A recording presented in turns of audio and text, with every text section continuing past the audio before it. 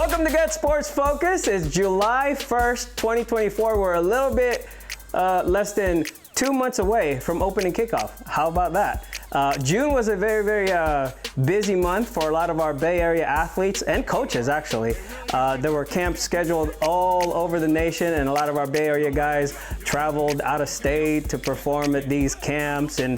But for us, we stayed local. We went to a couple of big 7-on-7 tournaments in the local area. The first one was the Foothill Summer of Champions, and the other one was the Palo Alto 7-on-7 tournament that happened about a week ago. We got the exclusive on the Riordan Crusaders. Is Michael Mitchell the best QB in the WCAL for this coming season? And speaking of quarterbacks, who is the next Sarah Padres QB now that Milwaukee Smith is doing big things over at Oklahoma State?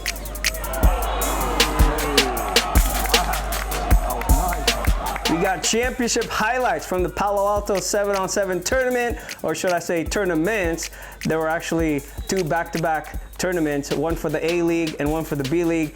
And finally, the Watch Out segment. I'll showcase some of the athletes, young athletes, who performed well and really impressed me.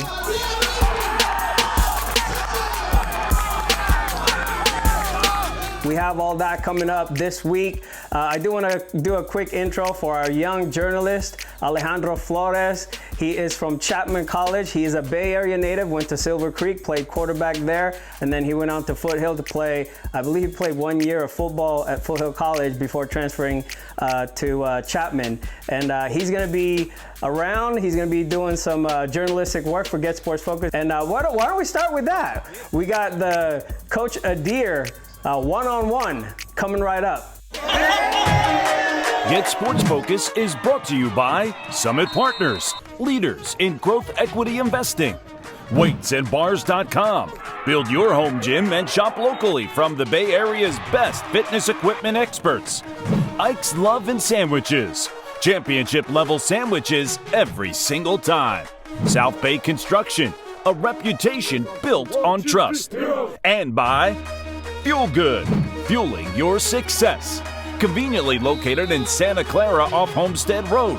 For more info, go to fuelgoodmealprep.com. What's up, Get Sports Focus? Alejandro Flores here with Coach Adhir. Coach, how are you doing today at the tournament?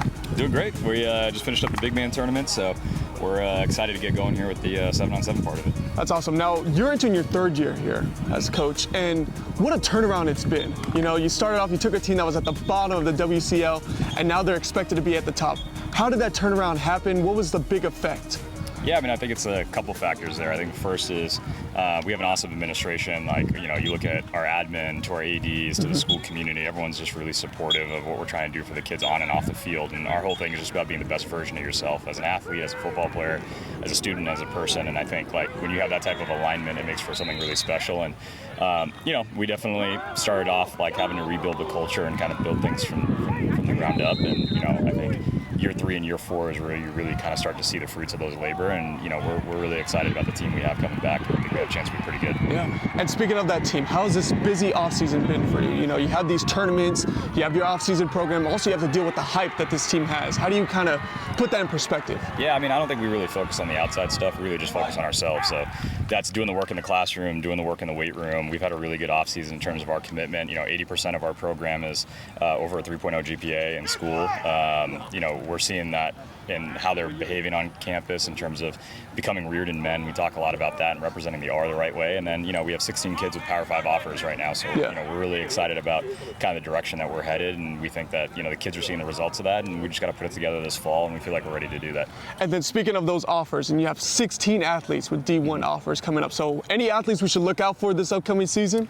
Yeah, I mean, I think, you know, we have a whole bunch of them. In terms of guys with offers, you know, our 25 class, you know, Peter Longi, Chris Lawson, Losipini Tupu are kind of the 3 headliners in that group. John Tofy Jr. is a really good player. We got some other guys that I think will play football at A level next year, whether it's Division II or Division III. And then our 2026 class is really special. You know, Tommy Tofy, Sinai Thomas, Judge Nash, Mike Mitchell, Michael Longi, and there's a couple others, Skylar Tiatia, and there's a few more in that group that you're going to get to know this year. So I think all in all, we have a couple more coming up, and But you know, the thing is, the kids view it more as an outcome of the work they've done. We're really focused on who we are as a team, and you know, they say it takes 18 to 24 months to change culture in an organization. 18 months was the end of last year. We're hitting the 24-month mark this spring, and so you know, I think we're on the verge of doing something special. That's awesome. Now, how do you guys want to rewrite the narrative that happened last year? You know, you ended up losing to Los Gatos in that playoffs. What's different about this team this year specifically? Yeah, I mean, I think like people have to keep perspective that it's a process. Yeah. Right? Like we had a lot of really new pieces, and when you're trying to establish culture, bring in a bunch of new pieces, there's a little bit of a reset you have to do.